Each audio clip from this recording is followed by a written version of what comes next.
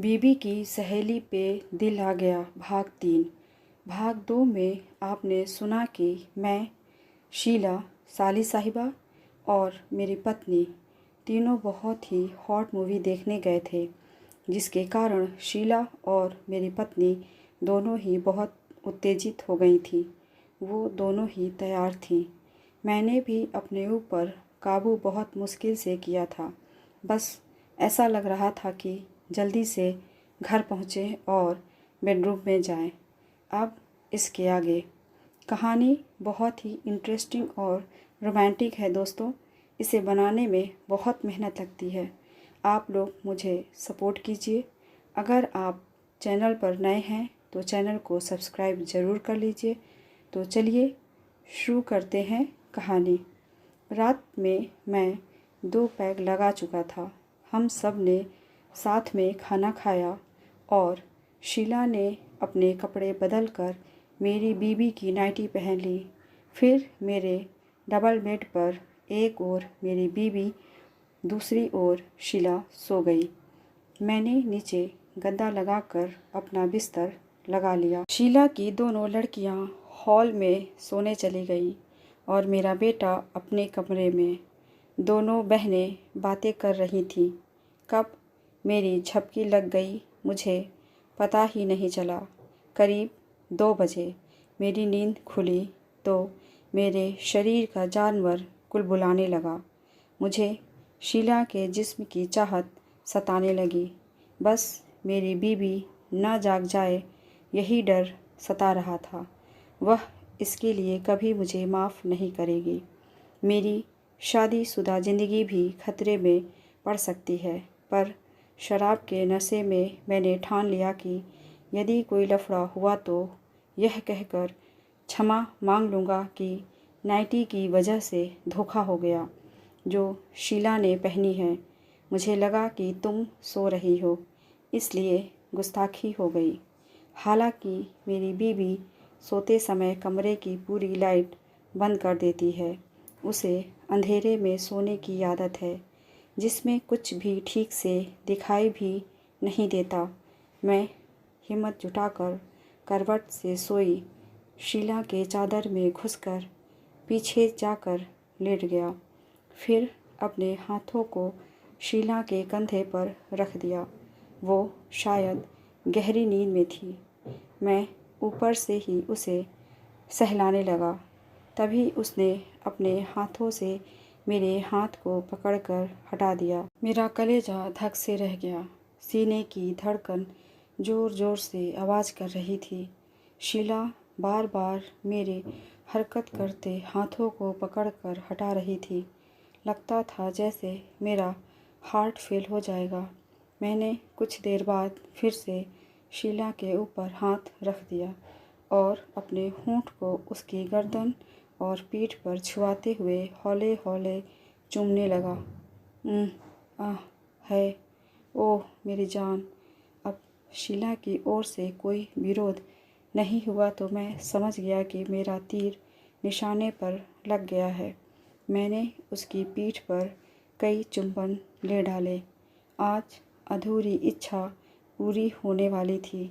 वो तो बस मैं बेकरार हो रहा था। शीला मुझसे बेल की तरह लिपट गई। अब मेरा रास्ता बिल्कुल साफ था, यानी शीला भी तैयार हो चुकी थी। मैंने उसके कान में कहा, नीचे आ जाओ। फिर उसके चादर में से निकलकर टटोलते हुए अपने बिस्तर पर आ गया। जहाँ मेरा बिस्तर लगा था वहाँ और ज़्यादा अंधेरा था। कुछ ही क्षणों में शीला एक साए की तरह आकर मेरे बिस्तर में आकर मेरी बाहों में आ गई। मैं पूर्ण रूप से चौकन्ना था। क्या पता कब मेरी बीबी की नींद खुल जाए। उसकी आवाज़ बढ़ती जा रही थी। मैं नहीं चाहता था कि उसकी स्वर ध्वनियाँ और तेज होकर मेरी बीबी की नींद में खलल डाले। थोड़ा सा विराम लेकर हम दोनों अपनी मंजिल की ओर बढ़ चले। मैं नहीं चाहता था कि वो कोई आवाज़ भी करे, इसलिए ज़्यादा से ज़्यादा उसके होठों को उंगलियों से दबाकर रखा था।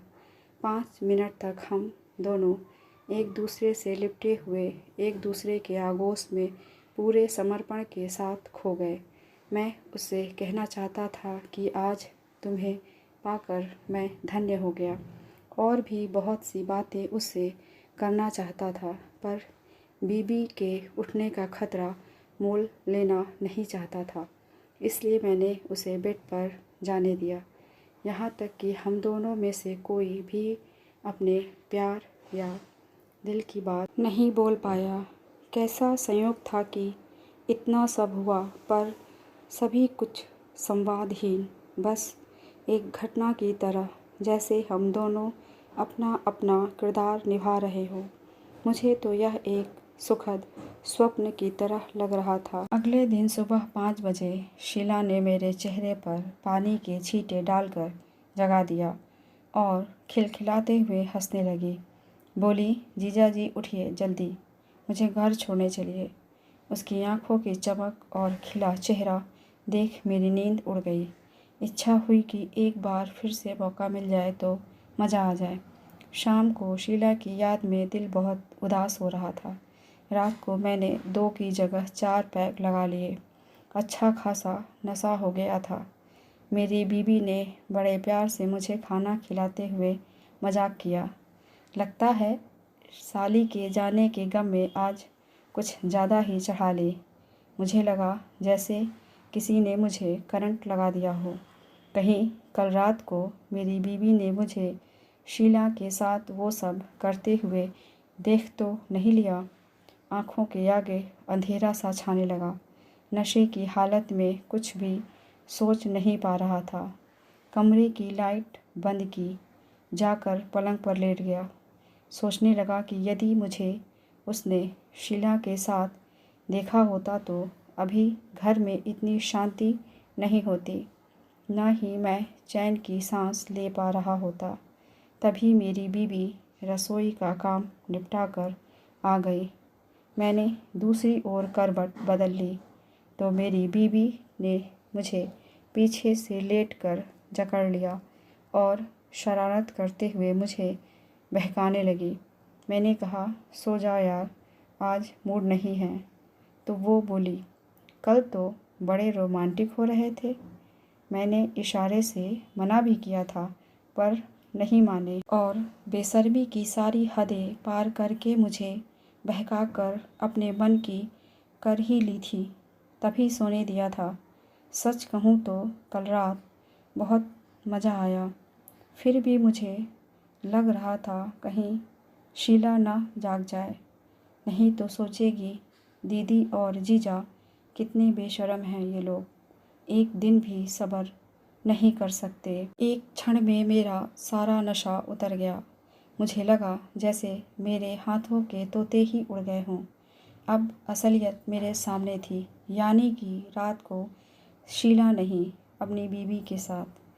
परंतु आप सभी यकीन करो या ना करो, मेरी उत्तेजना इतनी प्रबल थी कि बिल्कुल ऐसा लगा था जैसे पहली बार अपनी बीबी के साथ सुहाग रात में महसूस हुआ था।